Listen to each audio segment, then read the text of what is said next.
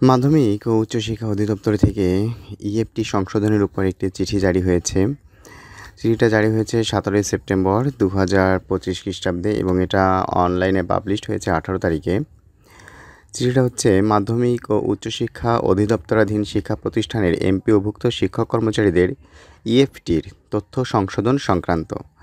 মানে যে সমস্ত শিক্ষা প্রতিষ্ঠানের শিক্ষক কর্মচারীদের ইএফটিতে একটু সমস্যা হয়েছে বা অনেক সময় অনেকে পদত্যাগ করেছেন বা বিভিন্ন কারণে যারা ইএফটির মাধ্যমে বেতন পাচ্ছেন না তাদের সংশোধনের জন্য একটা নির্দেশনা দেওয়া হয়েছে। এখানে লেখা আছে, উপর্যুক্ত বিষয়ের প্রেক্ষিতে জানানো যাচ্ছে যে অত্র দপ্তরাধীন শিক্ষা প্রতিষ্ঠানের এমপিওভুক্ত শিক্ষক কর্মচারীদের এমপিও এর অর্থ 1 জানুয়ারি 2025 হতে ইএফটিতে প্রদান করা হচ্ছে।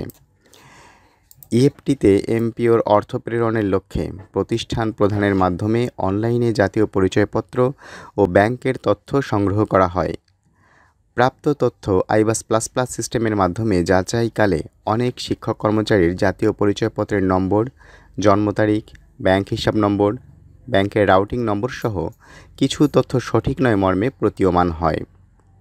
কিন্তু কিছু শিক্ষক কর্মচারীর অন্য প্রতিষ্ঠানে যোগদান করায় তাদের বর্তমান অবস্থার পরিবর্তন হয়েছে।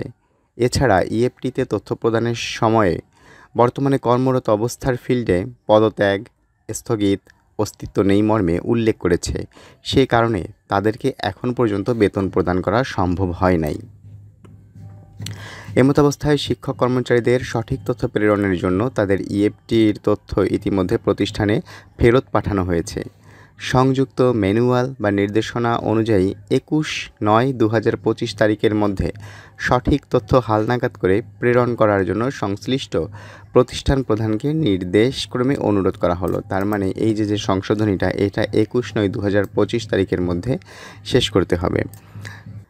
চিঠিটির দ্বিতীয় পৃষ্ঠায় এখানে একটা নির্দেশনা দেওয়া আছে, মাধ্যমিক ও উচ্চশিক্ষা অধিদপ্তরাধীন শিক্ষা প্রতিষ্ঠানের কর্মরত এমপিওভুক্ত জনবলের এমপিও এর অর্থ ইএফটির তথ্য সংশোধন সংক্রান্ত নির্দেশিকা।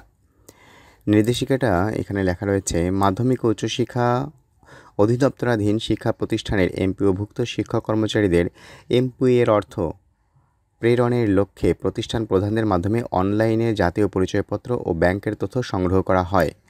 প্রাপ্ত তথ্য যাচাইকালে অনেক শিক্ষক কর্মচারীর জাতীয় পরিচয়পত্র নম্বর, জন্ম তারিখ, ব্যাংক হিসাব নম্বর, ব্যাংকের রাউটিং নম্বর সহ বেশ কিছু তথ্য সঠিক নয় মর্মে প্রতীয়মান হয়। এছাড়াও কিছু শিক্ষক কর্মচারীর প্রতিষ্ঠান পরিবর্তন বা অন্য কোনো কারণে তাদের অবস্থার ক্ষেত্রে স্থগিত, পদত্যাগ বা অস্তিত্ব নেই উল্লেখ আছে।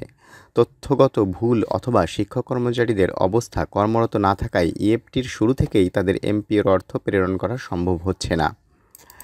এই ধরনের শিক্ষক কর্মচারীদের সঠিক তথ্য প্রেরণের জন্য তাদের ইএফটির তথ্য প্রতিষ্ঠানে ফেরত পাঠানো হয়েছে।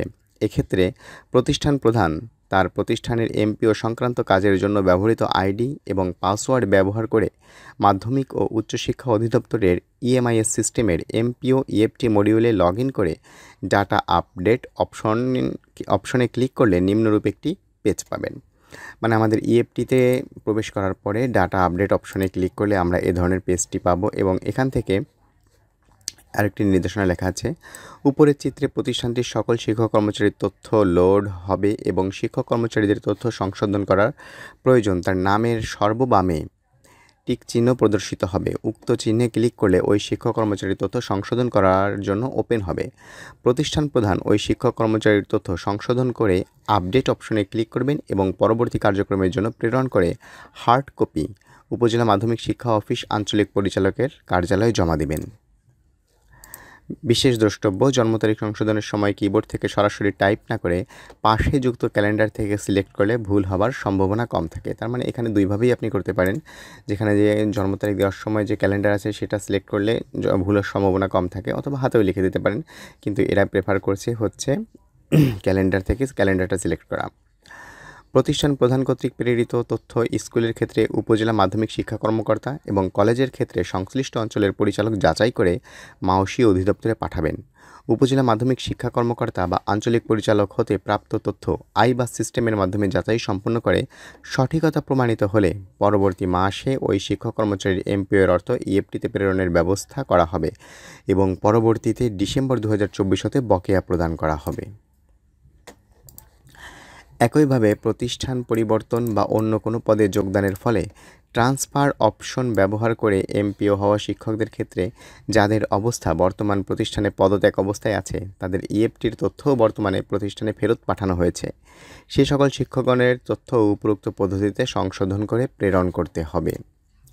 এছাড়া পূর্বে তথ্য প্রদানকালে যে সকল শিক্ষকের অবস্থায় বরখাস্ত, পদত্যাগ, অস্তিত্ব নেই বা স্থগিত অথবা সাময়িক স্থগিত হিসেবে প্রদান করা হয়েছিল তাদের তথ্য সংশোধনের জন্য সংশ্লিষ্ট প্রতিষ্ঠানে ফেরত দেওয়া হয়েছে।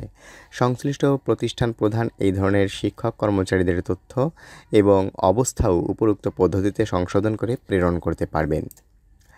যে সকল শিক্ষক কর্মচারী ইএফটিতে ভুল তথ্য প্রেরণের জন্য ডিসেম্বর 2024 থেকে এমপিওর কোনো মাসের অর্থ পাননি এবং ইতোমধ্যে অবসর গ্রহণ করেছেন তাদের ইএফটির তথ্য অনলাইনে দেওয়ার সুযোগ নেই।